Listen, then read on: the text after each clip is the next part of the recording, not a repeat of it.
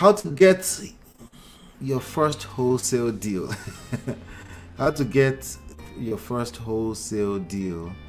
Let me actually fix that. How to get? We're gonna talk about how to get your first wholesale deal.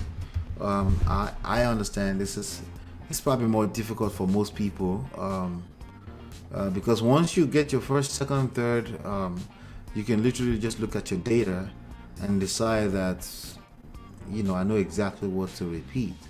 Now, it doesn't always work out like that either, but let's talk about it, right?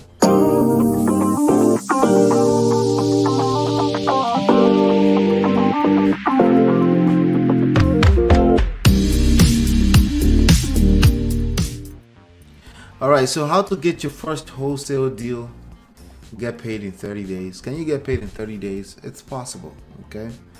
Is it probable? That's a good question. And if you notice my style, I try to keep it real, okay? I try to keep it real here. I want to keep things as authentic and keep things as realistic as possible for you. I don't want to set you up for failure, okay? But it's very possible, okay? It just depends on you, depends on how aggressive you are. Some luck, okay? Some luck is involved. I'm not gonna front. If you want to close a deal in the next 30 days, but it's very possible. What I always like to tell people, however, is this: I think you're better off looking at it like this. This is a real business, okay? And the beauty. Let me just make sure everything's good here. This is a real business, right? And the beauty about this is that the overhead cost that comes with traditional business, you don't have to take that on in this type of business, okay? We're talking about wholesaling real estate. What is wholesaling real estate? Wholesaling real estate is basically you find deeply discounted properties. How do you find that?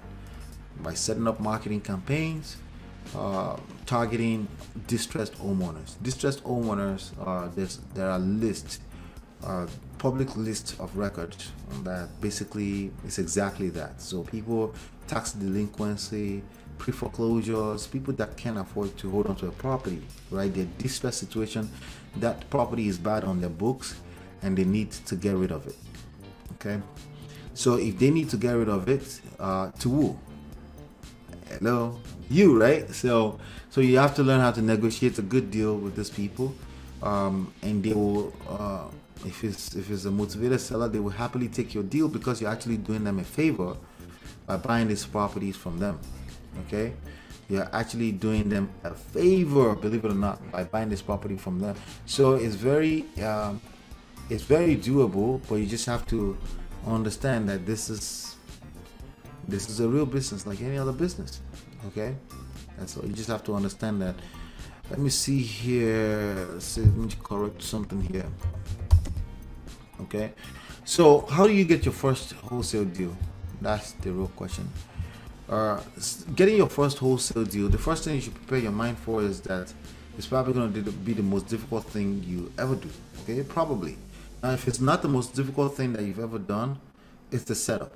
Okay, meaning you're going to be set up in a way that you think it's always going to be this easy, and then maybe your second deal will really test your faith, okay? Or maybe that's your third deal, but one of those three, right, will really take a while. It took me 12 months, okay? So I bought the first course I purchased in December 2004, and then I closed my first deal in December 2005, just before Christmas.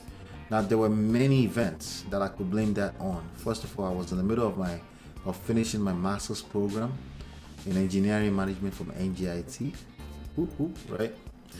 I was in the middle of that, and I was also taking on some extracurricular activities. I was taking some extra courses in designing. At that time, mobile applications was the thing. Like, that was like the crypto of the time. So I was taking some courses, trying to figure out. I was doing a lot of stuff. I started some online stuff as well.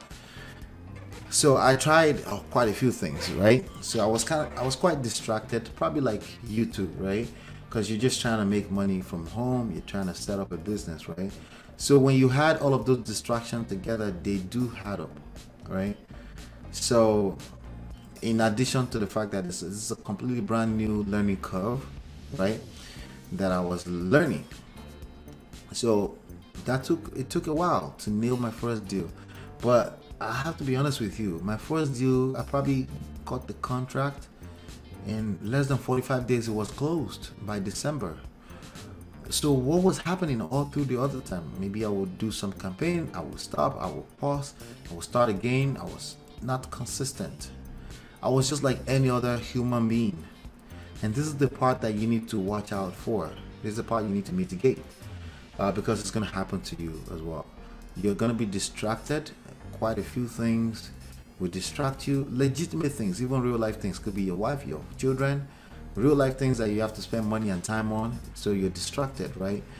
And you have to factor that in. You know, some real life training you're supposed to show up to, and you registered but you didn't show up, or you left early, right? Things are gonna happen. So all of these different things we had up as delays for your first deal, or your second deal, or your third deal. One of those three, right? And like I said, if you get lucky and you close your first deal within 30 days, right? Yeah, that involved luck. Probably you worked hard, but it's a setup, because the next one is going to test, the next one or the third one will test your faith, because you're still trying to consolidate and find out the kind of rhythm that works for you when it comes to consistency and the activities that you really enjoy. Which one should you outsource or not, right? So all of that is going to be an experience for you. But I'm telling you, like, your first deal story is going to, if you just go all the way through it, is going to be a great asset to you over time. Okay, your first deal is going to be a great asset to you, because if you decide you want to coach other people or share your platform with other people, at the very minimum, you're going to train people that work with you, all right? People that work in your organization as employees. And these stories are some of the stories you're going to share that will become assets that they can relate with, and get them to step up their game and stay in performance and become obsessed with performance too, right? So, and if you don't have those stories, you can't relate to some of the pain points that comes with this business. Okay, no pain, no gain. There's gonna be some level of pain, but it's absolutely worth it. That's what I'm trying to say. Okay, anything that's worthwhile will take some amount of work.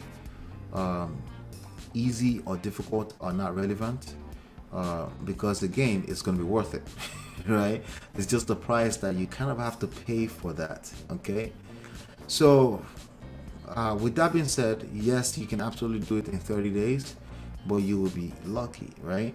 You may also be an anomaly that just figure it out, and maybe you have other experiences from other businesses that you're able to transfer over into this experience, and you kind of know what to watch out for, and the human behaviors you need to watch out for: consistency, bad habits, commitment, staying through the process, understanding the numbers. It's a numbers game at the end of the day. That may be something that you're able to put to work here, because you have that experience. You've paid your dues in other business ventures, right? So then it's worth it. But I just wanted to give you some insights on what to watch out for. But again, I wanted to also make sure I let you know that it's absolutely worth it.